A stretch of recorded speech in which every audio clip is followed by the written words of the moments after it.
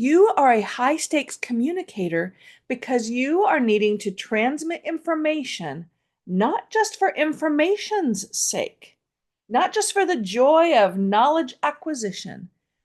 You need your audience to take action based on the information you transmit. And if they don't take action or if they stay passive in decision making, then justice for your client is at risk.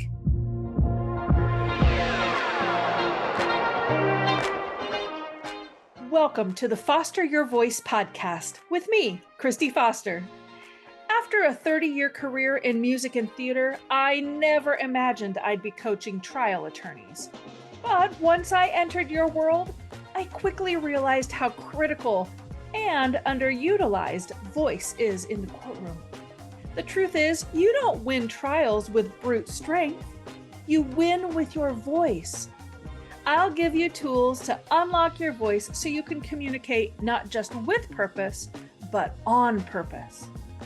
If you want quick action tips to help you stay calm and in control, keep jurors engaged, and inspire your listeners to action, all through the power of your voice, you're in the right place.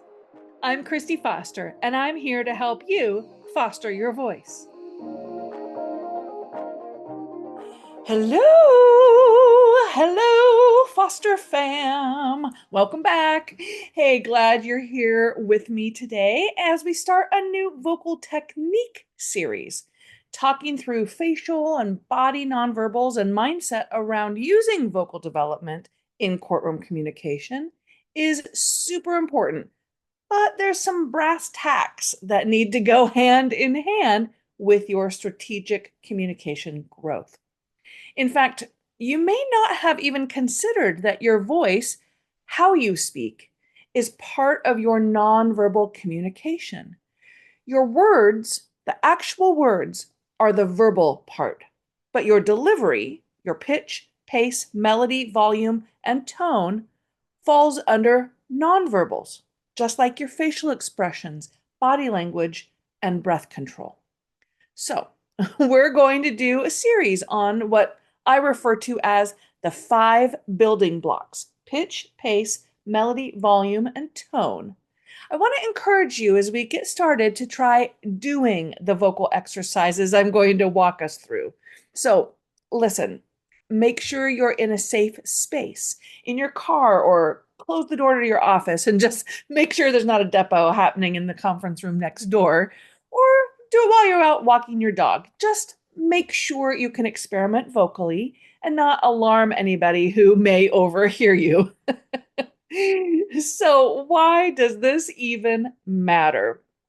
Why should you care about vocal development? Because you, my friend, are a high stakes communicator. What does that mean? Well, you may think the answer is pretty obvious. As a trial attorney, you are communicating in high stress situations where the stakes are high. You're talking in arenas where big money or jail time is being discussed. It's high risk. And that's true. But going even deeper, you are a high stakes communicator because you are needing to transmit information, not just for information's sake, not just for the joy of knowledge acquisition. You need your audience to take action based on the information you transmit. And if they don't take action or if they stay passive in decision making, then justice for your client is at risk. It's high stakes. So, back to the question, why do you need to pay attention to vocal development? Well, information enters the brain at the hippocampus, but decision making happens in the prefrontal cortex. So, how do you get information to the decision making action center? It's through vocal emotion. You use your voice to infuse meaning into your words so jurors can not only learn your case facts, but they can relate to them, reframe them, personalize them, connect them to their core knowledge, interpret them, and then decide what action they're going to take as a result of obtaining that information. If you're not using your voice strategically, your words might not be reaching the part of the juror's brain where decisions on how to act actually happen. And if they don't act, justice for your client is at risk. You know what I hate? Being misunderstood. It's actually one of my biggest fears, if I'm honest, right up there with birds. Yes, I'm afraid of birds. Leave me alone about it already. Being misunderstood is just the worst, though. Trying to communicate something and seeing that it's just not landing the way you intend. A too harsh of tone with your kid or spouse that ended up setting them off. A thinking face that got interpreted as annoyance or irritation and ended up shutting down the conversation and leaving you baffled. It's so frustrating in our personal lives, but in the courtroom, your mismatched communication profile could break your case and lose you a deserving verdict. So, I've created a free guide to get you thinking about the emotional profiles you create. It's a printable guide to help you 10x your communication impact by mastering 6 emotional profiles for clear and authentic connection. I break down the 6 core emotions: happy, sad, love, pride, anger, and fear by giving you face, body, and breathing cues. Plus, I show you exactly which point on a 1 to 10 scale you should be with your pitch, pace, melody, volume, and tone in order to authentically capture the center of that core emotion. The link to get your free guide is in the show notes or by simply going to my website, fostervoicestudio.com. Don't wait to clear up your part of miscommunication and misunderstandings. Get your free download today. So today we're going to dive into some vocal technique as we begin to cover the 5 building blocks of voice. These 5 foundational elements or concepts that you'll explore to expand your range, and then you'll apply to your communication so you can build new vocal habits. So as I've said before, the 5 vocal building blocks: pitch, pace, melody, volume, and tone. These items partnering with your breath, well, that's a stacked toolbox that holds a lot of power. I'm going to try to not get too technical, so don't be afraid here. This isn't intended to be a comprehensive vocal course, but just giving you some basic terminology and a good overview to get you started, and we can feel good about that. So let's start with the first one. Let's start with pitch, which is just how high or how low your voice is. Lower pitches are called chest voice because you can literally feel the vibration in your chest when you use it. Now, I need to also say that you should not be doing this while driving. Make sure you're in a stationary spot for this episode. And if you have the option, flip over to the Foster Your Voice YouTube so you can visually follow along. The link will be in the show notes, but I'll do my best to describe what I'm doing for those that aren't able to see me. So now, just with your hand on your chest, up high, nice and high between your collarbones, just start talking. Let's just say the alphabet with me. A, B, C, D, E, F, G. Now move your voice lower. H, I, J, K, L, M, N. Keep going. Do you feel that? The vibration in your chest? That's chest voice. Low pitch in chest voice. Now, start the alphabet again, but this time move your voice up. A, B, C, D, E, F, G, H, I, J, K, L, M, N. Notice the vibration is lessening. For me, now I don't feel that vibration at all once I get up here and listen to what my tone sounds like. I'm in high pitch, and we're going to call that head voice. We have chest voice, and we have head voice. So the big question is, when in the world would you ever need to use chest voice and head voice in trial? Chest voice is where most of your day-to-day speaking happens. It's strong, grounded, and should feel pretty comfortable to you. But here's the catch. Because you talk about serious things all the time, you can easily get stuck only in chest voice, only in this lower pitch zone. You get locked in here, and well, it's boring.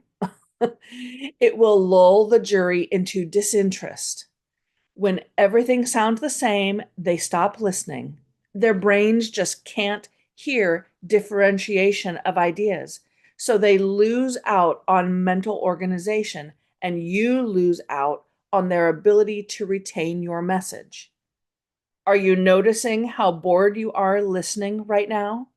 How many additional thoughts have you had while I'm talking? How many distractions? Okay, enough of that. So, what's the alternative? Well, we also found our head voice earlier. Is this a suitable option? Either we talk low or we talk high? Well, not exactly. The alternative to the trap of chest voice is to add that in between zone. It's a middle voice. So repeat after me. 1, 2, 3, 4, 5, 6, 7. 4, 5, 6, 7. 4, 5, 6, 7. 1, 2, 3, 4, 5, 6, 7. Can you hear how 1, 2, 3 is that chest voice? 4, 5, 6, 7 elevates pitch and expands your range while still keeping out of head voice zone. That's going to be 8, 9, 10. That's head voice. Do head voice with me. 8, 9, 10. Feel how that's high? Now do middle voice again. 4, 5, 6, 7. Now chest and middle. 1, 2, 3, 4, 5, 6, 7. You do it. You still with me? Well, you didn't know you'd have to do so much counting today. But trust me, this is where the magic happens. Middle voice is where your voice comes to life. You'll still do the bulk of your natural speaking in chest voice, but you just have to pop up into middle voice to perk up the listeners, to tantalize their ears, and to change up the energy. Pop into middle voice to transition to different sections of your opening. Establish your rule with chest voice. A company that puts profits over safety must be held accountable. Now transition to your teaching section by using middle voice. Now, to do your jobs in this case, you'll need to learn about the safety protocols of company XYZ. See how that disrupts the pattern and tickles the ears a little bit? That's new energy. It gives the jury bite-sized chunks and lightens things emotionally so they don't have to maintain heaviness. That's one of the many values of strategic middle voice. So, what about that head voice? When would we ever need to use this high-pitched zone in trial? Don't I sound ridiculous? Well, yes. Yes, you do sound ridiculous. But you are never going to just live up here. Just like you're never going to live only in middle voice, and you're definitely never going to live down only in chest voice. But just tapping into head voice can add a lot of auditory interest. Use it for descriptions of small things and approximations. Vaughn, New Mexico is a tiny little town, about halfway between Albuquerque and Roswell. See how I just tap into that and then come right back down? Where head voice becomes really strategic, though, is when you use it for a devil's advocate question in voir dire or in your challenges section in opening. Now, before we could bring this case to trial, we had to consider a few things.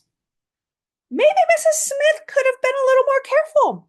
Maybe she should have noticed the risk and avoided it. I mean, What about personal responsibility, right? Hear the head voice? Then bring your voice back down.